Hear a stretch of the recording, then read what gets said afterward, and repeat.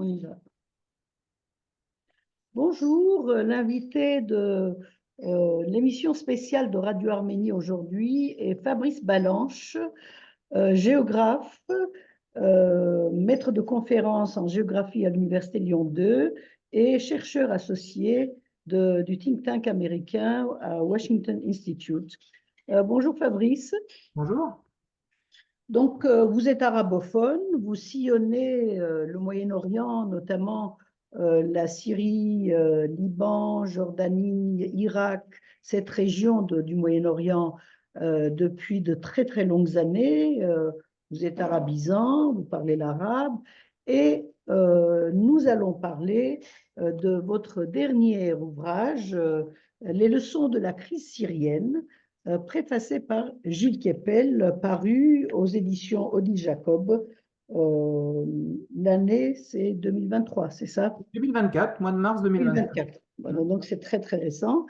Voilà, donc Fabrice, vous êtes un peu un cas unique, j'allais dire, dans la recherche en France, puisque vous aviez un institut de recherche sur le Moyen-Orient à Lyon 2, et cet institut a été fermé à un moment donné parce que la pensée majoritaire dominante en France ne supportait pas vos recherches quelque part. Je ne sais pas si je formule bien cette question, ne supportait pas les conclusions que vos recherches vous faisaient publier. On était en pleine période de diabolisation des régimes autoritaires et on était en pleine période d'interprétation des mouvements de révolte dans les pays arabes comme des mouvements démocratiques qui recherchaient la démocratie et qui étaient contre le despotisme dans ces pays. Or, vous aviez une autre lecture de ces événements. Quelle était cette lecture en bref, pour commencer cette discussion?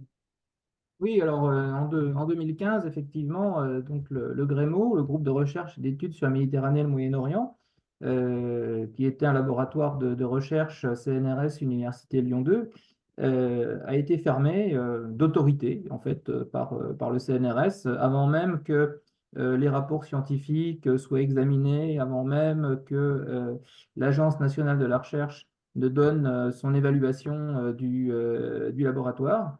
Parce que ce que je disais, ce que plusieurs personnes disaient au Grémo, allait à l'encontre de la pensée dominante sur les printemps arabes, qui considérait que c'était une vague de démocratisation qui était en place et qu'il ne fallait surtout pas avoir peur des mouvements islamistes, parce que les frères musulmans, évidemment, étaient ultra puissants dans tous ces mouvements. On nous expliquait, d'autres chercheurs à Aix-en-Provence, à l'IREMAM par exemple, autre laboratoire de recherche, nous expliquaient qu'il ne fallait pas s'inquiéter, que c'était des mouvements islamo-démocrates et qu'une fois au pouvoir, eh bien, confrontés aux réalités du pouvoir, ils allaient se démocratiser, donc il ne fallait absolument pas avoir peur. Bon, moi, j'avais une autre interprétation, évidemment, en disant, attention, les frères musulmans, c'est un mouvement islamo-fasciste, et comme tout mouvement fasciste, ça va être one man, one vote, one time. C'est-à-dire, ils arrivent au pouvoir par les urnes, ça, il n'y a pas de problème. Ils sont assez doués pour convaincre la population. Mais une fois qu'ils sont au pouvoir, c'est terminé. Il n'y a plus de démocratie, à l'image de tous les partis fascistes, du nazisme. Voilà. Et évidemment, ça ne plaisait pas parce qu'en face, on avait affaire à donc, des chercheurs militants, plus militants que chercheurs, qui avaient épousé la cause de l'islam politique et qui ont cherché à m'abattre et tous ceux qui ne pensaient pas comme eux. En fait, on était au début du mouvement des colonialistes, au mouvement du début du mouvement wokiste, qu'on a vu s'épanouir plusieurs années ensuite, hein, dans les années à partir des années 2000. On a vu tous ces mouvements à l'ENS, à Sciences Po Paris, l'apothéose, là, c'est après le 7 octobre 2023, où le Hamas est un mouvement de résistance, c'est pas un mouvement terroriste, pas tous ces délires auxquels on assiste à l'heure actuelle. Mm. Mais voilà, les printemps arabes ont mis en place donc cette idéologie islamo-gauchiste, hein, il ne faut pas avoir peur des mots, et qui aujourd'hui domine à l'université, dans les centres de recherche, et notamment les centres de recherche spécialisés sur le monde arabe et musulman. Mm. Parce que Ce discours euh, persiste encore dans l'opinion publique en France, qui considère qu'il aurait fallu abattre le président syrien à l'époque, donc d'aujourd'hui aussi, Bachar el-Assad, et que l'Occident a failli dans sa mission d'en finir avec le régime syrien euh, au nom de la démocratie. Ça continue encore en France. On l'entend régulièrement, même de la bouche de l'ancien président François Hollande, qui dit que tout cela est dû au fait que il y a eu un changement d'attitude des États-Unis sous Obama et qu'il fallait aller jusqu'au bout de cette logique-là que vous dénoncez. oui, alors surtout François Hollande, hein, qui est quand même à l'origine du fiasco de la politique étrangère française en Syrie, mais pas qu'en Syrie. Évidemment, il est en train de réécrire l'histoire. Et tous ceux qui étaient pour le régime change en Syrie, en Libye et ailleurs, sont en train de réécrire l'histoire pour montrer qu'ils avaient raison, que comme Assad a triomphé finalement en Syrie, ça a donné des ailes à Poutine pour ensuite envahir l'Ukraine. Donc, si on avait fait tomber Assad par tous les moyens en 2013, eh bien, Poutine n'aurait pas envahi l'Ukraine. En gros, voilà, c'est le discours dominant qu'on a aujourd'hui, oubliant évidemment le fait que le régime syrien était beaucoup plus fort qu'on ne le pensait, qu'on n'avait aucunement envie, les États-Unis en tête, d'envoyer 100 à 200 000 soldats en Syrie pendant 10 ans pour essayer de stabiliser la situation, mais on n'aurait pas pu stabiliser la situation. On a bien vu ce qui s'est passé en Irak. Donc, Et ça en c'est Libye.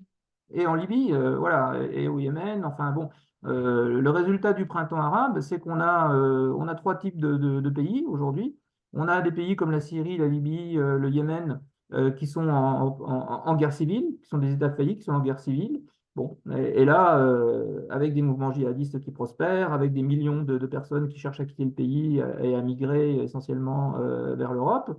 On a un deuxième type de pays comme l'Égypte, par exemple, où là, on a eu un bref épisode islamiste avec les frères musulmans au pouvoir, et puis ensuite, tout de suite, évidemment, l'armée qui reprend la main et qui impose de nouveau un système autoritaire, encore pire que celui qui avait avant 2011, hein, la Tunisie est dans ce cas-là. Puis on a un troisième type de pays. Maroc, Jordanie, eux qui n'ont pas bougé à l'époque et qui se gardent bien de bouger, voyant le résultat dans les pays qui ont connu le printemps arabe. Donc ça c'est la réalité, hein. Donc ceux qui pensaient que l'autoritarisme allait s'effondrer et qu'on allait avoir un mouvement digne du printemps des peuples, eh bien ils se sont mis le doigt dans l'œil jusqu'au coude. Et le plus grave, c'est que dans toute cette région, ceux qui tirent les marrons du feu, ce sont les Russes, ce sont les Chinois. Parce que la population finalement est en panne de modèles, de panne de modèles de développement. Et ils regardent du côté de la Russie pour l'autoritarisme qui y règne, la sécurité qui y règne, et ils regardent surtout vers la Chine en termes de développement économique. Et ils ne regardent plus du tout vers l'Europe, vers les États-Unis, et même il y a un rejet de l'Occident. J'ai discuté avec des Tunisiens, des Égyptiens souvent en disant, mais l'Europe, l'Occident, votre système, ça ne marche pas, la démocratie, ça ne marche pas. La démocratie, en fait, c'est un avatar du néocolonialisme. nous devons travailler avec la Chine, avec la Russie. Voilà ce que vous entendez aujourd'hui dans le monde arabe, à la suite de cette déstabilisation qu'on a eue avec le printemps arabe, et puis une autre partie de la population, évidemment, notamment les plus pauvres, qui continuent à croire à l'islamisme politique pour s'en sortir. Alors, avant d'en arriver aux conséquences géopolitiques de cette période, en tout cas de la défaite de l'Occident en Syrie, quelque part, et d'autre part la révolte des pays arabes, je voulais vous poser une question concernant les raisons internes, c'est-à-dire les raisons sociétales de la crise syrienne, de la révolte syrienne, où on a voulu voir en Occident qu'une recherche pour la démocratie, une recherche d'un système démocratique antidespotique, notamment en Syrie. Alors, quelles sont ces raisons que vous aviez déjà dans les années 2010, vous aviez déjà évoqué concernant la société rurale qui se détruisait à cause des conditions climatiques, du changement climatique, l'arrivée de ces gens-là dans les banlieues appauvries, etc. Quelles sont, en quelques mots, ces raisons internes de la Syrie pour cette révolte contre le pouvoir? Alors, la première raison, c'est une raison démographique. C'est que la Syrie a connu depuis son indépendance, depuis 1945, une croissance démographique galopante, avec une population qui doublait tous les 20 ans. En 1945, vous aviez 3,5 millions d'habitants. En 2021, vous en aviez 21 millions. Donc, Dans la guerre de 67, il y avait 5 millions de Syriens. donc voilà, un croît démographique extrêmement élevé.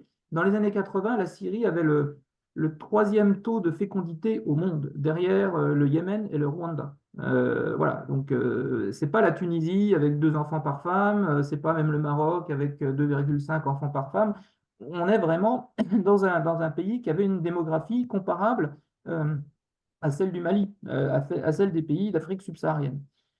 Donc ça, évidemment, avec un système autoritaire qui verrouille le développement économique, parce que si on laisse trop de liberté aux entrepreneurs, ben, ils vont vouloir demander le pouvoir. Donc, certes, il y avait une libéralisation économique, mais c'était une semi-libéralisation économique pour ne pas qu'elle gêne, évidemment, Bachar el-Assad et les oligarques qui étaient autour de lui.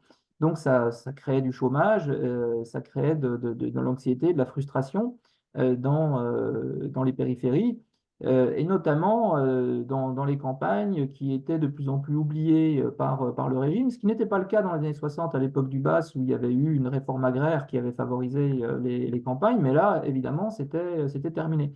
Et donc, cette croissance démographique faisait que la Syrie était surpeuplée par rapport à ses ressources. Je vous donne un exemple très concret. La région de Daraa, au sud de la Syrie, qui s'est révoltée la première en mars 2011, on avait une densité rurale de 300 habitants par kilomètre carré. Une densité rurale de 300 habitants par kilomètre carré. Ça veut dire qu'on avait des exploitations agricoles qui étaient de maximum 1 hectare, 2 hectares, avec une pluviométrie inférieure à 400 mm. En France, on est à 800 mm, là, on a 400 mm. Dans bien des endroits, on était à la limite de l'aridité, qui est à 250 mm, avec des nappes phréatiques qui étaient épuisées, donc on ne pouvait pas puiser dans les nappes. Donc tout ça, évidemment, ça créait une atmosphère de crise économique, de frustration, qui a poussé les gens à la révolte. À Idlib, c'était pareil, on était à 300 habitants par kilomètre carré. Dans la vallée de l'Euphrate, Raqqa, Deir Zor, dans la zone habitée, c'est pire, on était à des 500, 600 habitants par kilomètre carré. Impossible de vivre dans ces conditions-là. Et par là-dessus, vous ajoutez la fragmentation communautaire. La Syrie, en 2011, les Arabes sunnites sont 65% de la population. Les Alaouites, sur lesquels s'appuie le pouvoir, ils sont 10%, les Druzes 3%, les chrétiens 5%, les Ismaéliens, les chiites, etc. On arrive en fait à des minorités confessionnelles qui sont à 20, un peu plus de 20%. Puis vous avez les Kurdes, entre 10 et 15% de la population, qui sont sunnites, mais qui sont kurdes avant d'être évidemment sunnites. En 1980, les minorités, les chrétiens, les druzes, les alaouites, ils représentaient un tiers de la population. Mais comme ils ont eu une transition démographique plus rapide, parce que grâce au développement, les femmes dans ces minorités vont davantage à l'école, elles travaillent aussi davantage, donc elles ont une fécondité qui est moindre. Et donc en l'espace d'une génération, les minorités passent de 35% à 20%. Tandis que les sunnites passent de 50% à 65%. Et surtout, une population beaucoup plus jeune, beaucoup plus dynamique, qui est frustrée d'avoir un alawite à la tête de l'État. Parce que dans l'islam sunnite, il n'est pas possible d'avoir un chiite ou un chrétien qui dirige le pays. Donc, là, on avait tous les instruments de la cocotte minute qui explique ce déferlement de violence, parce que très rapidement, on est allé vers une guerre civile communautaire. Alors après, bon, dans le détail, c'est plus compliqué que ça parce que les Arabes sunnites étaient divisés en différentes tribus. Vous avez des tribus qui restaient loyales à Bachar el-Assad parce qu'il leur avait donné le droit de faire de la contrebande avec la Turquie, parce que ils étaient embauchés dans l'armée davantage que les autres, ce qui leur donnait du pouvoir au niveau local pour accaparer les terres dans la région ou avoir de l'eau alors que les autres n'en avaient pas. Ben voilà, il fallait étudier toutes ces questions dans le détail cellule territoriale par cellule territoriale pour comprendre ce qui se produisait en Syrie. Or, le problème, c'est que la plupart des chercheurs, donc déjà, ils avaient des œillères, hein, ils voyaient la démocratie à travers les mouvements islamistes. Les diplomates, ben, malheureusement, ils sortent pas beaucoup de leur ambassade. Ils fréquentent des gens du même milieu social, donc ils vont pas trop traîner dans les banlieues, dans les campagnes déshéritées. Ils pouvaient pas se rendre compte de toute cette situation. Pour ça, il fallait faire du terrain. Il fallait connaître la Syrie intimement. Et puis avoir surtout les yeux grands ouverts sur le réel, faire du réalisme et pas faire des recherches d'abord en mettant l'idéologie en avant et aller chercher sur le terrain ce qui permet de confirmer votre idéologie. Non, c'est pas comme ça qu'on travaille. On va sur le terrain, on prend les informations et puis on fait émerger ensuite les concepts.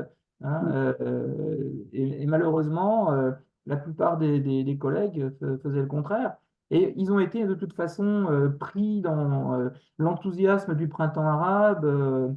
Ils ont aussi pensé à leur carrière, parce que si vous vouliez prospérer dans le milieu affaires étrangères, avec des salaires de ministres dans tous les instituts français, où vous gagnez à peu près 10 000 € par mois, les deux tiers non imposables, bah, il fallait aller dans le sens du ministère des Affaires étrangères. Donc, il fallait dire que le régime allait s'écrouler.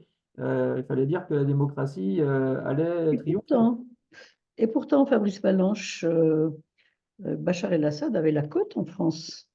Ah Bachar oui, el-Assad c'est un était. paradoxe.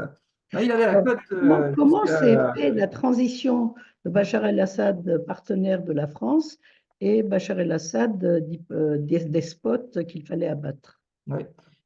Effectivement, Bachar el-Assad a eu la cote. Il a eu la cote sous Jacques Chirac jusqu'à ce que Rafik Hariri se fasse tuer Assassiné.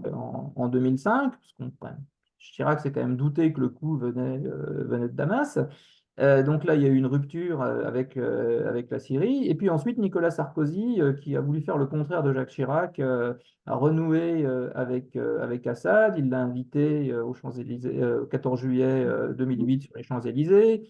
Il y avait des articles dithyrambiques sur Assad, comme quoi c'était un réformateur, quelqu'un qui avait fait ses études en Occident, qui allait moderniser le pays, et la France allait l'aider à moderniser la Syrie. Voilà. Bon, bah ça, c'était de la propagande hein, du côté français. À l'époque, je disais, vous savez, la Syrie, elle n'est pas sur le bon chemin. On voit les écarts sociaux qui augmentent, tous les filets de sécurité sociaux qu'avait créé le Parti basse et qui permettaient à la population de survivre sont en train de s'écrouler. Le taux de chômage augmente, la grogne augmente. Et ce qu'on me disait à l'ambassade de France, mais non, vous êtes un pessimiste, Assad est un réformateur, l'économie syrienne est moderne. Et non, l'économie syrienne n'est pas moderne du tout, et puis c'est pas prêt de s'arranger. Mais il y a eu une période de Euh, libéralisation quand même. Il y a eu une période, mais c'était une semi-libéralisation, hein. C'était vraiment, pas dire c'était cosmétique, parce que ils ont fait venir des banques privées, ils ont autorisé Internet, mais enfin, c'était quand même au XXIe siècle un peu la moindre des choses. Ils ne pouvaient pas rester comme, enfin, dans un pays verrouillé comme Cuba ou comme la Corée du Nord. Donc, et voilà. Et puis ensuite, il y a eu les révoltes. Et là, lorsqu'Alain Juppé est devenu ministre des Affaires étrangères en 28 février 2011, et donc à partir de mars 2011, le discours à l'égard de la Syrie a commencé par changer. Alors déjà, Alain Juppé, c'est quand même le fils spirituel de Jacques Chirac. Donc lui, il a toujours eu une dent contre Assad parce il a tué Hariri, qui était le grand copain de Jacques Chirac. Donc avec Juppé, là déjà, c'est plus Ali Omari, on change d'attitude à l'égard d'Assad. Ensuite, Sarkozy, qui s'était très mouillé avec Bachar el-Assad, hein, le couple Sarkozy allait à Damas, il recevait le couple Assad en France, hein, Asma el-Assad, la rose de Damas, comme on l'appelait. Bon, là, il fallait faire oublier justement le passé, ce qui a poussé Sarkozy à taper plus fort que les autres sur Assad pour faire oublier il avait été son copain pendant 3 ans auparavant. Et donc, à ce moment-là, bah, tout le Quai d'Orsay, toute la presse, tout le monde a dû embrayer sur la même ligne pour dénoncer les crimes d'Assad et son côté autoritaire, quoi. Comme si avant 2011, Il n'était pas. il y avait pas un régime extrêmement autoritaire en Syrie qui mettait tout le monde en prison, quoi. Mm. Euh, donc en 2011, la Syrie est mise au banc de la communauté internationale. Et en 2023, la Syrie est invitée au sommet de la Ligue arabe. Oui. Est invitée, je dirais, un statut d'invité. Elle est Or, il a été réintégrée, hein, dans la Ligue arabe. réintégré. Ouais. Donc, or, la Syrie avait été exclue de la Ligue arabe. Suspendue. Elle a été suspendue. Alors, quelle est la position, quelle est la logique de ce changement de la part de la Ligue arabe, de la part des pays arabes, et notamment des pétromonarchies du Golfe? Alors, ce qui se produit en 2011-2012, lorsque la Syrie est suspendue enfin, est suspendue de la Ligue arabe, avec à un moment donné même l'opposition syrienne qui va occuper le siège de la Syrie à la conférence de Doha, je crois que c'était en 2013. 2011-2013, c'est le moment qatari, hein. C'est le Qatar qui dépense des milliards pour favoriser le printemps arabe, notamment les frères musulmans, parce que le Qatar a comme ambition de dominer le monde arabe à travers les frères musulmans, et il va mettre à leur disposition ces immenses ressources financières, la chaîne Al Jazeera qui va faire leur promotion et encourager les révoltes. Et puis le Qatar va aussi utiliser la France, qui a un siège au Conseil de sécurité de l'ONU, pour pousser des résolutions, notamment contre la Syrie, et faire tomber Bachar el-Assad. Bon, ça n'a Mais pas le projet fonctionné. du Qatar, Fabrice Balanche, c'était de faire de la Syrie un pays islamiste, Oui, carrément, c'est de faire de la Syrie clairement. un pays dirigé par les sunnites, dirigé par les frères musulmans ou d'autres, pas forcément des djihadistes, ils n'avaient pas envie d'en faire un nouvel Afghanistan, mais bon, voilà, pour le Qatar, les frères musulmans, c'était la bonne option.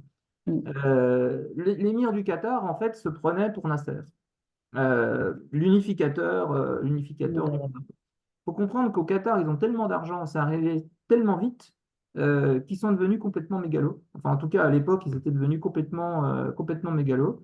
Et ils voulaient aussi se protéger de l'Arabie Saoudite en ayant énormément d'alliés dans le monde arabe. Il voulait aussi devenir le principal intermédiaire, principal partenaire de l'Occident dans le monde arabe, au détriment de l'Arabie Saoudite. Déjà, il y a une immense base américaine au Qatar, ce qui permet au Qatar de discuter directement avec les Américains. et donc de rompre finalement l'ordre arabe qui existe dans la péninsule arabique, où c'est l'Arabie saoudite qui est le principal partenaire des Américains, et les petits États du Golfe, Koweït, Qatar, Bahreïn, qui écoutent et qui passent par le grand frère saoudien. Et donc Mhm. la stratégie de l'émir du Qatar, c'est de vouloir parler d'égal à égal avec les Américains en court-circuitant les Saoudiens. Or, les Saoudiens, ça, évidemment, ne l'ont jamais accepté, ce qui a conduit ensuite à l'embargo sur le Qatar entre 2017 et 2020 par l'Arabie saoudite.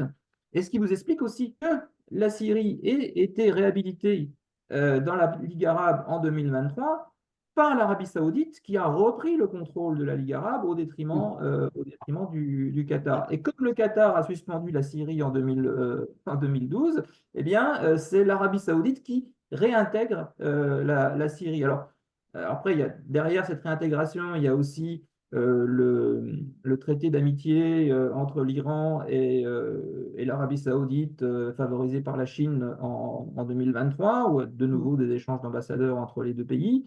Et dans la corbeille, il y avait la réintégration de la Syrie dans la Ligue arabe, en échange de quoi les Iraniens promettent qu'ils vont empêcher les Houthis au Yémen d'envoyer des missiles sur l'Arabie saoudite. Et puis, globalement, on a un régime euh, qui a gagné la guerre. Donc, voilà, hein, on dit vas victis, malheur au vainqueur, Alors, mais bien entendu, honneur au vainqueur. Et à partir de là, il y a une normalisation qui s'opère avec le vainqueur. alors, tout de même, le régime n'est pas tombé et la Syrie est en ruine. Elle est devenue le théâtre d'affrontements entre puissances régionales, la Turquie, les pétromonarchies, la Russie, l'Iran, bon, et puis l'Occident, on en a parlé. Euh, la situation est aussi dans le pays sans issue, catastrophique. Je veux dire, au niveau de ce que vivent les Syriens aujourd'hui est totalement inacceptable. Au niveau humain, on a parlé de ceux qui veulent quitter le pays et qui ont quitté le pays, effectivement, les millions qui ont quitté le pays. Je ne sais plus, on parle de 10 millions, c'est ça? 8 millions. 8 millions 8 qui millions. ont quitté le pays. Cet affrontement des puissances en Syrie a eu aussi des répercussions sur l'environnement géographique, c'est-à-dire on en arrive aujourd'hui au Caucase du Sud, c'est-à-dire à l'Arménie, l'Azerbaïdjan, d'où est partie une guerre en 2020. Donc, pour récupérer le Haut-Karabakh, l'Azerbaïdjan a enclenché une guerre contre les Arméniens du Haut-Karabakh et ensuite a commencé à agresser l'Arménie. Alors, sur ces conséquences géopolitiques par vagues successives autour, qu'est-ce que vous voyez comme élément intéressant qui puisse nous donner une idée de l'importance de cet affrontement entre puissances sur le terrain syrien? Alors, la crise syrienne est extrêmement intéressante parce que ça marque la fin de la parenthèse d'hégémonie occidentale sur le monde qui a commencé après la chute de l'Union soviétique, dans les années 90, hein, guerre du Golfe, etc. Et la dernière victoire, entre guillemets, occidentale, ça a été la chute de Kadhafi en Libye en 2011. Mais les Russes et d'autres ont dit aux Occidentaux, bon, c'est la dernière fois que vous faites du régime change. Là, maintenant, la Syrie, c'est terminé. On vous empêchera d'arriver à vos fins. Bon, les Occidentaux n'y ont pas cru. Ils ont cru que le régime allait tomber. Et, ben non, il n'est pas tombé parce que les Russes, les Iraniens, les Chinois en embuscade ont donc soutenu le régime d'Assad dans le cadre de cette nouvelle confrontation entre l'Occident et ce que j'appelle l'axe eurasiatique, Russie, Chine et Iran. Alors, à partir de là, les alliés traditionnels de l'Occident, la Turquie, l'Arabie saoudite, bah, ils vont commencer à s'éloigner de l'Occident parce qu'ils ont vu l'affaiblissement de l'Occident qui n'a pas été capable de faire tomber Assad. Donc, à partir de là, ils se cherchent de nouveaux protecteurs. Et puis, eux aussi, ils ont des ambitions régionales. Turquie, par exemple, qui s'est révélée pendant cette guerre syrienne. Jusque-là, jusqu'à la guerre en Syrie, la Turquie n'avait pas lancé d'opération militaire en dehors de son territoire, excepté Chypre, évidemment, en 1974, mais il n'y avait pas d'opération militaire extérieure de la Turquie. Mm. Davutoglu même parlait de zéro problème avec les voisins, etc. Bon, voilà. Et là, Et il y avait eu un accord entre la Syrie et la Turquie d'abolition des visas, c'est ça? oui, alors à partir de 2005, on a un Franchement. traité commercial de libre-échange entre la Turquie et la Syrie. Les frontières s'ouvrent de nouveau. Enfin, Assad et Erdogan sont très amis, entre guillemets, là aussi. Bon. Mm. Mais surtout, on voit cette Turquie qui va donc soutenir les rebelles, qui va envoyer des troupes en Syrie directement à partir de 2018 contre les Kurdes à Afrin, qui vont aussi intervenir après et qui vont installer des troupes en Syrie, hein. Ils vont intervenir également en Libye. Et puis, on va le voir, ils vont soutenir donc l'Azerbaïdjan contre l'Arménie, fournir du matériel, fournir des hommes, recruter des mercenaires syriens dans le nord-ouest de la Syrie, dans la région d'Idleb, pour les envoyer servir de chair à canon au Karabakh. On a fait un ouvrage là sur la guerre du Karabakh, le livre noir du Karabakh avec Tigran Yegavian, où j'explique par exemple que les mercenaires syriens, il y a eu un quart des mercenaires syriens qui ont été tués parce qu'ils étaient mis en première ligne, les soldats azéris étaient derrière et on les envoyait comme ça à l'assaut du Karabakh dans les zones les plus difficiles. Parce que l'armée azérie, il n'y a eu que 3% de pertes par rapport aux soldats qui ont été engagés, mais chez les mercenaires syriens, c'était 20-25% de pertes. Mm. Euh, donc cette Turquie qui rêve de construire un axe entre Ankara et Bakou par le Syunik, voire carrément de faire disparaître toute l'Arménie, profite justement de cet affaiblissement des États-Unis pour se lancer elle aussi dans une politique d'impérialisme Conséquence régional. directe conséquence directe de la crise syrienne. Ouais. Mm. Pour donc c'est la fin de l'hégémonie occidentale sur le monde et il y a donc un passage qui nous intéresse beaucoup, c'est le passage de la fin du livre sur la conclusion générale et les différentes conclusions que vous en tirez. Alors vous tirez des conclusions pour la France, pour la politique étrangère de la France, mais aussi pour le système de prise de décision. Comment se prennent les décisions en France pour la politique étrangère? Alors, qu'est-ce que vous en dites?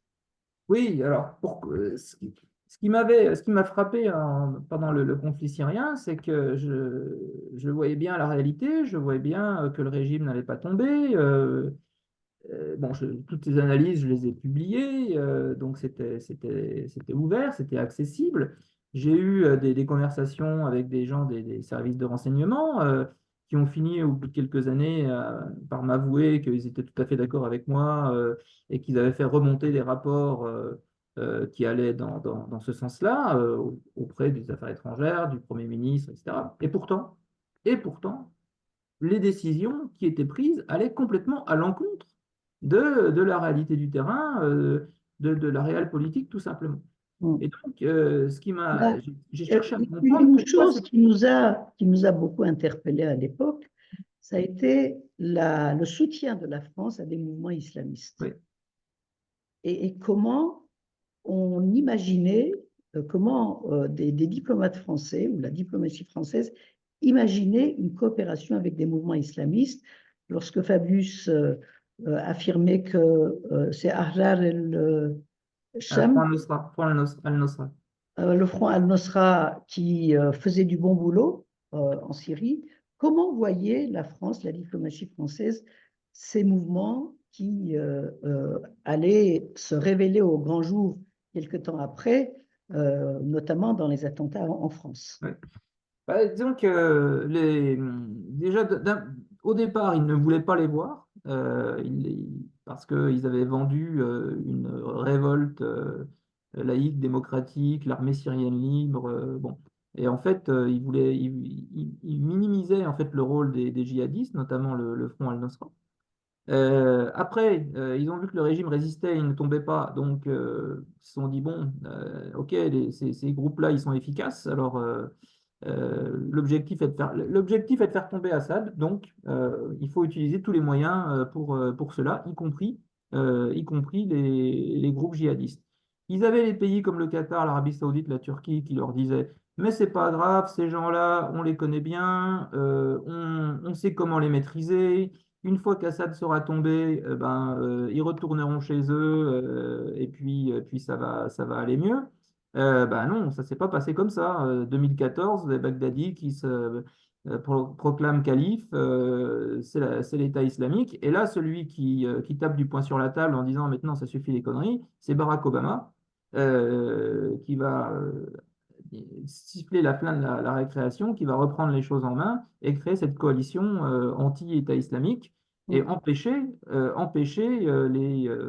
ses partenaires de continuer à financer les groupes djihadistes, parce que là, ça devient extrêmement dangereux.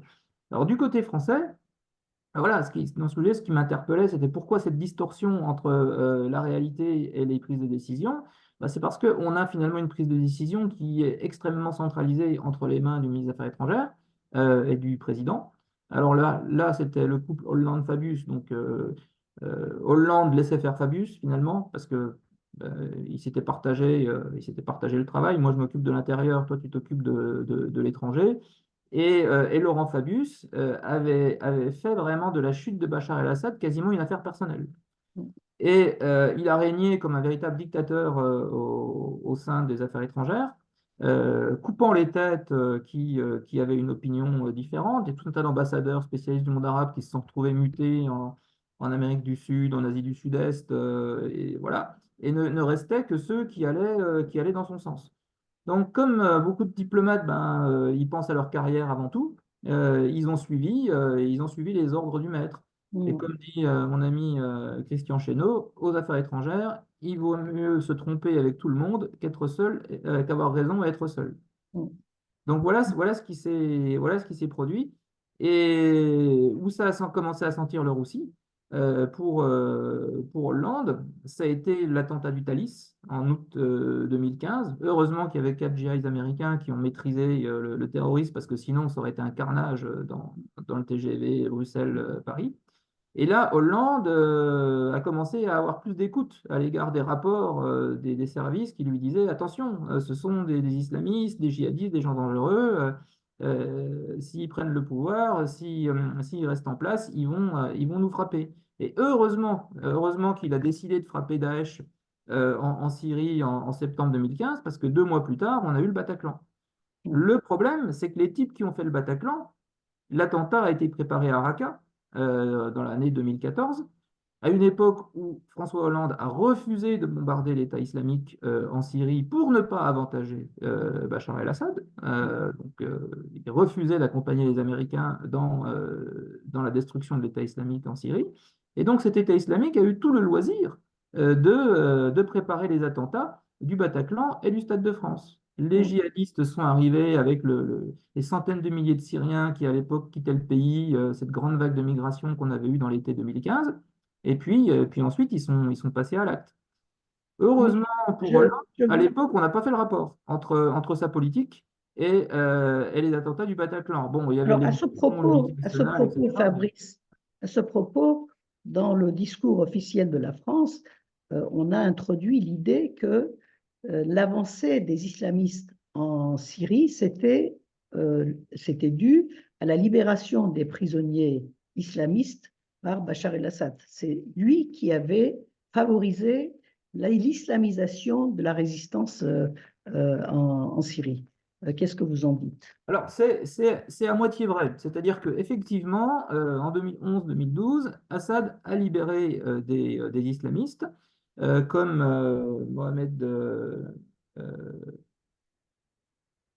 Alouche, qui a fondé le groupe Jaish al-Islam, l'armée de l'islam, dans la Ghouta de Damas.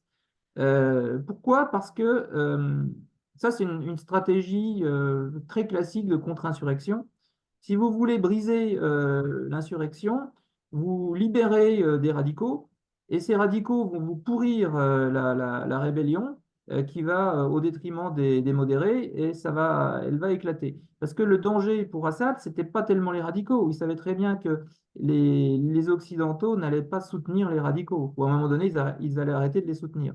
En revanche, le danger pour Assad, c'était une alternative modérée qui aurait pu être soutenue par l'Occident contre lui. Donc il fallait tout de suite abattre les modérés en notamment libérant des radicaux qui allaient éliminer les rebelles modérés. Mais les groupes comme le Front al-Nosra ou Daesh n'ont pas été créés par des gens que Assad a libérés. Ils ont été créés par des djihadistes qui sont venus d'Irak. Alors, il y avait des Syriens parmi eux, comme Al-Jolani, qui se sont battus contre les Américains en Irak, qui sont passés d'ailleurs par la prison à Abu Ghraib, qui ont été arrêtés par les Américains et qui ont ensuite été relâchés. Alors bon, si on est adepte de la théorie du complot, on peut dire à ce moment-là que Al-Nosra ou Daesh, c'est les Américains qui les ont créés, puisque Baghdadi, le fondateur de Daesh, comme Al-Jolani, le fondateur d'Al-Nosra, ils sont tous les deux passés par les prisons américaines en Irak et ils ont été relâchés ensuite. Bon. Bon, on les avait pas jugés trop dangereux à l'époque et on les a relâchés. Et c'est ces gens-là qui sont venus d'Irak et qui ont créé les groupes djihadistes les plus radicaux, les plus déterminés, qui se sont battus en Syrie. Euh, voilà, mais comment dire, Assad a libéré des islamistes dans cette stratégie de contre-insurrection, mais ça n'a fait qu'accélérer la radicalisation de l'opposition, qui de toute façon était dans un processus de radicalisation, parce que dès le mois de juillet 2011, on a les djihadistes d'Al-Qaïda qui viennent d'Irak et qui commencent à organiser la rébellion. Hmm. Donc, on continue les raisons enfin, en tout cas, les éléments de conclusion de ce livre.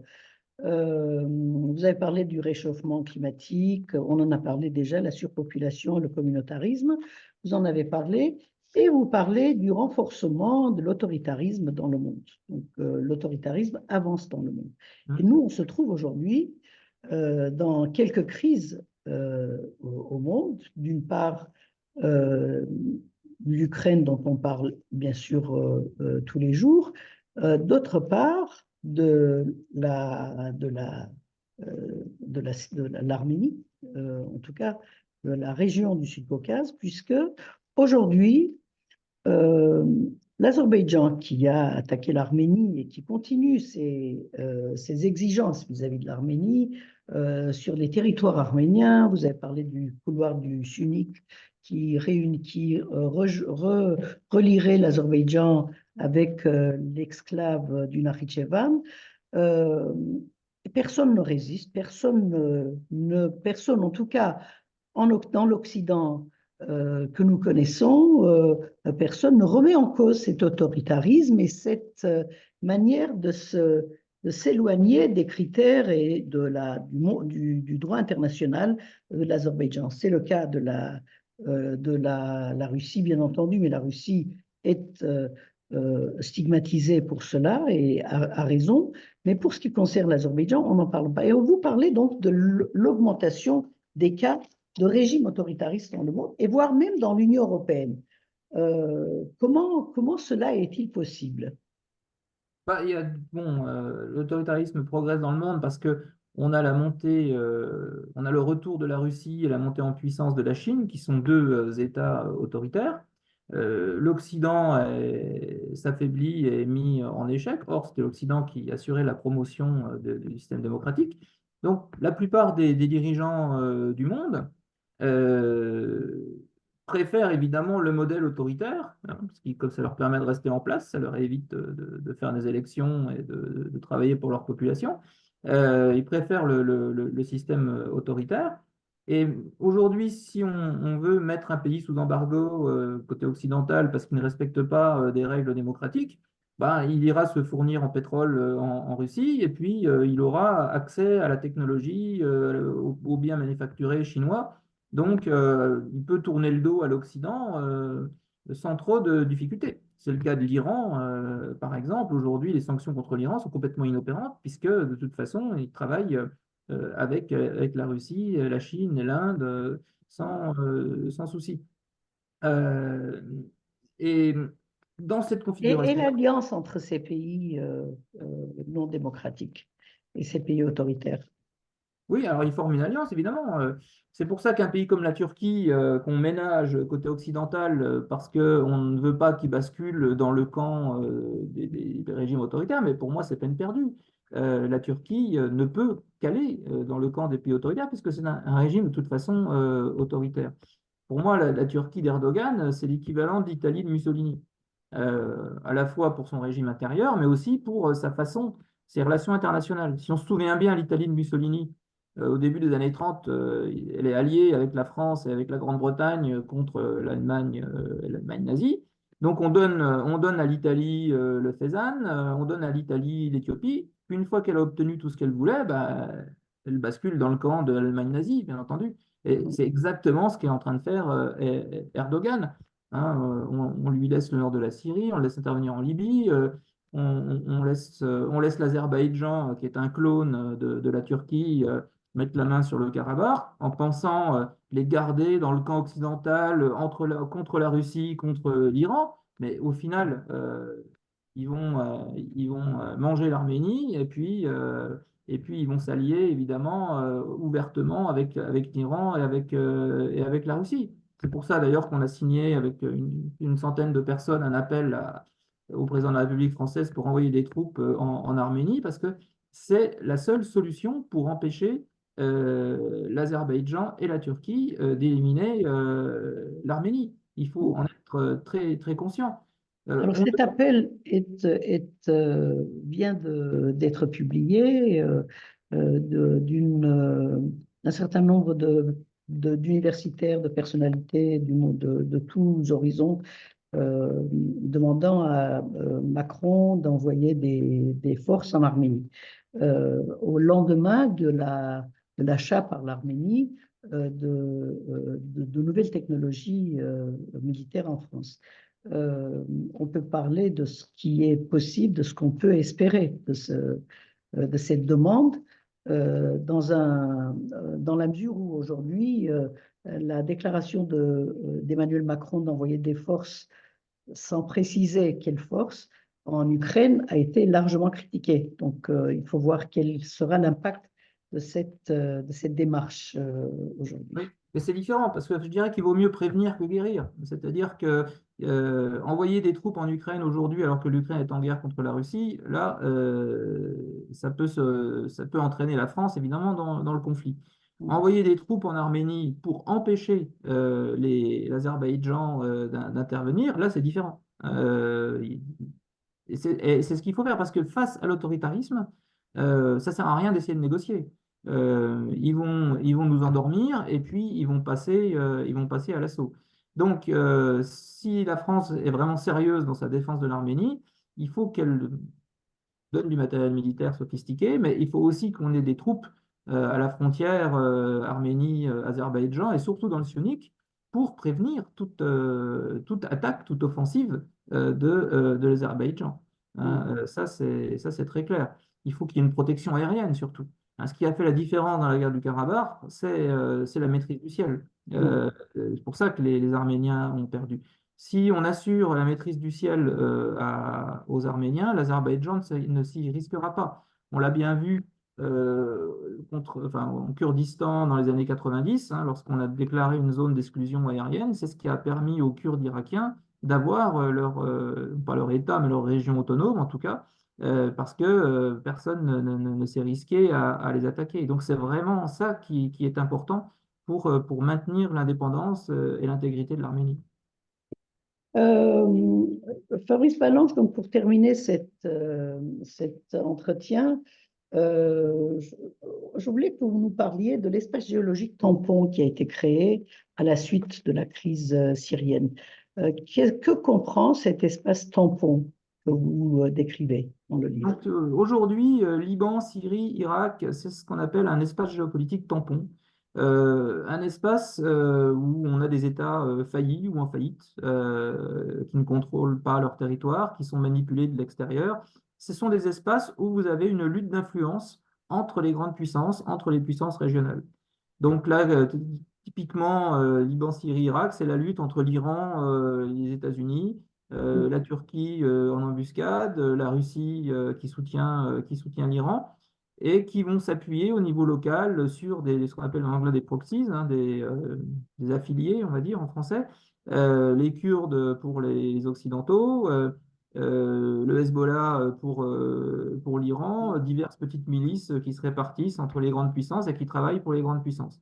Ce qui empêche évidemment les États de se reconstituer et maintient un état de crise permanente. On a un autre, et ça aboutit en général à la fragmentation des États sur les critères ethnico-confessionnels.